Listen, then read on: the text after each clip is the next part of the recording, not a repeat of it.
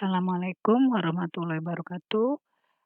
Kita masuk, ke materi 1.2, masih di bab 1 ya, mata kuliah ekonomi teknik, dengan dosen pengampunya saya sendiri,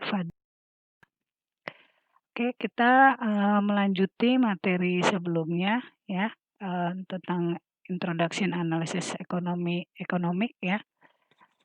Oke, di mana pada materi kali ini kita akan membahas tentang pengambilan keputusan berjangka. Di mana di sini nanti ada 4 metode ya. Oke, metode yang pertama ini, saya misalkan, kalian itu, melakukan suatu transaksi peminjaman ya.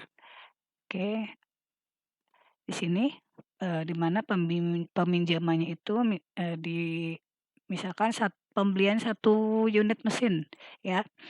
1 mesin itu nanti, dihargai sebesar $10.000 ya, ingat ya, 1 mesin $10.000, di mana nanti jangka waktu pengembaliannya, jadi kalian itu meminjam uang ya di bank, itu jangka waktu pengembalian hutangnya 10 tahun ya.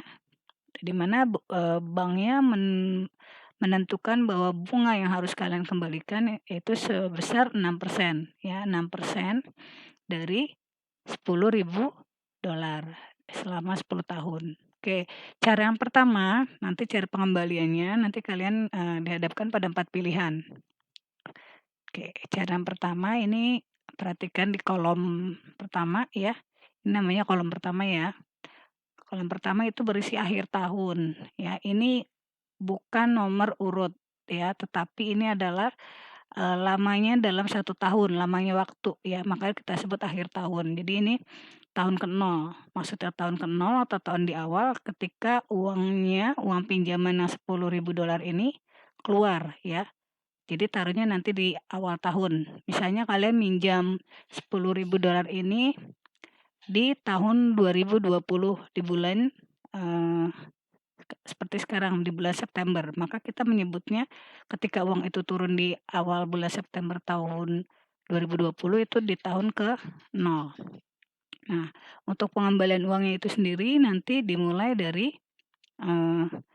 ini ya, nanti kita lihat di kolom keduanya. Jadi peminjaman hutangnya itu 10 tahun. Jadi dihitungnya gini, tahun pertama awal, ini tahun pertama, kedua, sampai tahun ke-10.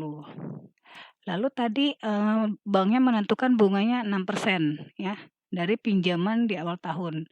Oke, 6%-nya dari 10.000 itu adalah $600. Ini ya, kita tulis pinjamannya, bunganya ini bunganya, baru bunganya ya. Bunganya itu $600 tiap tahun ya. Sedangkan pinjaman totalnya sebelum dibayar pada akhir tahun, itu 10.600 setiap tahun. 10.600 dari mana? Ini 10.000 ya, ditambahkan dengan bunganya 600. Jadi kalian itu kalau dilihat tiap tahun itu utangnya, nambah 10.600, bukan 10.000 lagi. Tapi kalian ada perjanjian membayar bunga 6% ya. 10.600, 10.600 sampai sini ya. Oke, ini bukannya kalian bacanya nanti dijumlah enggak ya. Jadi di sini, kita lihat ini. Nah, di kolom pembayaran akhir tahun. Kenapa ini saya merah-merahkan, warnanya ya, supaya menjadi perhatian kalian. Jadi metode pertama ya, atau bunga majemuk, kalian ditawarkan pada banknya untuk mengembalikan, hutang kalian hanya bayar bunganya saja. Bunganya setiap tahun ini, kalian bayar hanya 600 ya, sampai akhirnya tahun ke-10. Begitu tahun ke-10, kalian ditagih yang pinjaman kalian yang 10.000-nya. 10.000-nya plus 600 ya. Jadi kalau misalnya dijumlah ini nanti 600-nya ada berapa kali ini? 1, 2, 3, 4, 5, 6, 7, 8, 9, 10. Berarti 6.000 ya. Nanti di sini kalian di tahun ke-10 ditagih 6.000 plus 10.600. Maka, uang yang kalian kembalikan di bank adalah sebesar 16.000 600 ya. Oke. Ini intinya di sini. Lalu ini apa? Nah, ini adalah eee, membacanya utang kalian itu kan tadi di awal kalian hanya membayar bunganya saja tiap tahun ya. Tidak ada kewajiban kewajiban untuk mengembalikan uang pinjaman yang 10.000. Jadi di sini dibacanya tiap tahun kalian bayar 600 tetapi utangnya yang 10.000 nggak kalian bayarin. Maka ini muncul lagi, muncul lagi, muncul lagi, muncul lagi, muncul lagi sampai ke tahun ke-10. Ketika tahun ke-10, 10.000-nya ditagihkan oleh bank. Oke, maka di sini menjadi 0 ya. 0 dari mana? Karena 10.000-nya sudah dibayarkan di sini. Maka di sininya menjadi 0. 0 itu adalah hutang kalian dibacanya menjadi habis ya, selesai atau lunas. Oke, itu adalah cara pengembalian yang pertama. Pengembalian yang kedua itu masih sama ininya, tabelnya ya. Oke, pinjamannya masih 10.000, jangka waktunya 10 tahun, bunganya 6%, ini masih sama kolom pertama. Ini adalah, lamanya tahun ya, sampai 10 tahun. Nah, lalu di sini bunganya 6% dari pinjaman pada awal tahun. Nah, kalau tadi di sini 600 itu udah muncul ya di tabel pertama ya, di sini di awal tahun kalian tidak ada kewajiban membayar bunga ya, dibebaskan. Tetapi di tahun tahun awal, kita baca tahun awal, tapi di tahun ke-1 kalian harus mengembalikan 6% dari pinjaman ya. Ini angkanya berbeda, ini dapat dari mana? Oke, perhatikan di sini. Di sini dulu ya. Nah, di sini hutang kalian 10.000. Oke. Lalu oleh bank, kalian kalau memilih cara pembayaran kedua, bank itu meminta pembayarannya $1.000 tiap tahun ya, $1.000 plus 6% dari sisa hutang ya. Jadi ingat, $1.000 ya, $1.000 plus 6% dari jumlah hutang pinjamannya ya. Jadi 6%-nya dari 10.000 adalah 600. Maka 600 ditambahkan dengan 1.000 sehingga menjadi 1.600. Oke. Nah, di sini kan kalian sudah membayar 1.000 di sini ya. Membayar 1.000, 1.000, 1.000, 1.000, 1.000, 1.000, maka di sini hutang kalian tiap tahun juga berkurang sebanyak 1.000 ya. Yang awalnya pinjam 10.000 karena dibayarkan di sininya 1.000, 1.000, 1.000 plus bunganya, maka di sini berkurang 1.000 ya. Nah, lalu 6%-nya itu yang 600 ini dibayar begini menghitungnya. Jadi 6% dari 10.000 adalah 600. Lalu 6% dari 9.000 ya, ini 9.000 6%-nya adalah 540. Lalu dibaca lagi 6%-nya dari 8.000 adalah 480. Dan 6%-nya dari 7.000 itu adalah $420 ya, dan seterusnya. Jadi di sini 6%-nya dari total sisa pinjaman. Sisa pinjamannya mana yang ini? Oke ya. Nah, ini lalu untuk menghitungnya ini adalah 1.000 ditambah ini. Nah, ya. Jadi ingat ya, 1.000 ditambahkan yang ke sini. Oke, jadi cara mudahnya kalian tulis dulu di sini 1.000 ditambahkan ini plus 600 plus 540. Ya, ini kan 1.000 ditambah 480 ini. 1.000 plus 420 di sini taruh ya. Oke.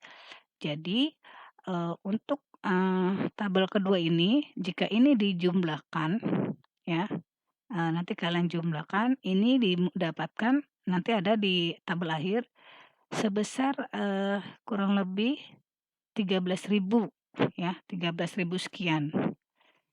Oke, itu adalah cara pembayaran kedua ya. Jadi diingat di sini adalah cara pembayarannya yang dimerah-merahkan ini 1.000 plus sisa bunga. Sisa bunga dari ini karena sudah dikurangi 1.000. Oke, lalu cara yang tabel 3. Oke. Untuk tabel bunga, ketiga ini hampir sama ya, ini ya, ini tahunnya. Nah, kalian langsung perhatikan ini. Untuk cara ketiga ini bank itu, mengusulkan atau menawarkan pembayaran hutangnya itu flat ya. Karena untuk model ini, lebih untuk, metode ini, sekarang ini bank-bank itu lebih banyak seperti ini ya. Contohnya kalau kalian misalnya cicilan, motor, cicilan mobil, rumah, semua itu adalah pembayar, bank itu lebih banyak menawarkan pembayaran secara flat seperti ini. Jadi kalian nggak bingung. Pokoknya tiap bulan ditagihnya segini aja gitu ya. Nah, bedanya kalau di sini tiap tahun bayarnya. Nah, di sini, sudah ditentukan ya dari banknya, kalian nggak bisa, menentukan sendiri jumlah 1.358,68 itu adalah ditentukan oleh bank, ya. Oke, lalu, 10.000 ini karena kalian tadi awal pinjamannya 10.000 ya di awal. Lalu di tahun pertama 10.000-nya kalian kurangi dengan ini ya, dengan 1.358,68 dapatnya ini. Setelah itu kalian kurangi lagi 9.241-nya dikurangi ini, dapatnya ini 8.437. Lalu 8.437 dikurangi lagi dengan ini 1.358 dapatnya ini ya. Terus sampai sini semua tiap tahunnya dikurangi 1.358 ya, sampai akhirnya di tahun 10, hutang kalian menjadi 0. Nah, sekarang kita lari ke sini. Nah, ini bunganya kalian kalau dilihat makin berkurang, ya, makin berkurang di sini, ya. Yang tadinya bunganya 600 ya, jadi 6%-nya dari 10.000, maka di tahun kedua 6%-nya bukan dari 10.000 lagi, tetapi 6%-nya dari 9.241. Yang di tahun ketiganya 6% dari 8.437. Di tahun keempatnya 6% dari 7.584 dan seterusnya. Hingga kalau dibaca di tahun ke-10 itu bunga kalian makin, mengecil ya, hanya 76. Kalau di tabel pertama itu bunga kalian tiap tahun 600, nah di tabel kedua, bunganya makin turun, tapi di tahun ketiga ini di metode ketiga ini bunganya malah makin kecil ya kalau di sini. Dan ini kalau kalian jumlahkan itu, pengembalian uang kalian yang tadinya minjam 10.000, maka di tahun ke-10 kalian hanya mengembalikan, $13.568 ya. Oke, ini cara yang ketiga. Sekarang kita masuk, cara yang keempat. Oke, untuk ini pakai bunga tunggal ya. Oke, cara yang keempat ini kalian ditawarkan ini. Oke, perhatikan yang warna merahnya.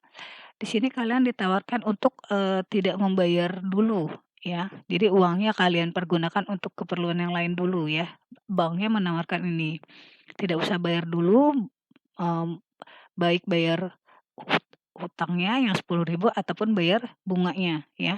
Oke, tetapi, ketika di akhir tahun yaitu tahun ke-10 kalian ditagih segini ya, 17.908,48. Jadi tinggi ya, minjamnya hanya 10.000 tetapi ngembalikinnya 17.000 ya. Nah, ini hitungannya seperti apa? Nah, kalian menghitungnya seperti ini. Ini bunganya 6% ya. 6%-nya dari 10.000, 600 kan. Nah, 10.000 ditambah 600 taruh di sini. Maka 6%-nya dari 10.600 ini nambah ya. Oke. Maka 6%-nya lagi dari ini ya, jadi 10.600 nanti kalian tambahkan dengan ini ya. 636 dapatlah 11.236. Lalu 6%-nya dari 11.236 ya ini ya. 674. Lalu 674 ditambahkan lagi di sini dapatnya 11.910 dan seterusnya ya. Oke, sampai kalau kalian lihat bunga kalian itu setiap tahun bukannya berkurang seperti di metode 3, tetapi makin nambah ya. Jadi, memang enak kalau dilihat ini tidak ditagih-tagih hutangnya baik bunga ataupun hutangnya, tetapi jumlah pengembaliannya cukup tinggi. Oke, itulah cara keempat. Jadi kesimpulannya di sini tabel pembayaran seri ekuivalennya. Oke, di sini ya tahunnya di awal sampai tahun ke-10 kalian ditawarkan pinjaman selama 10 tahun, di mana pinjaman awalnya kalian itu ditawarkan satu mesin itu harganya 10.000 ya. Jadi bank itu tidak melihat untuk beli apa, tapi kalian meminta pokoknya minjem 10.000 itu ya.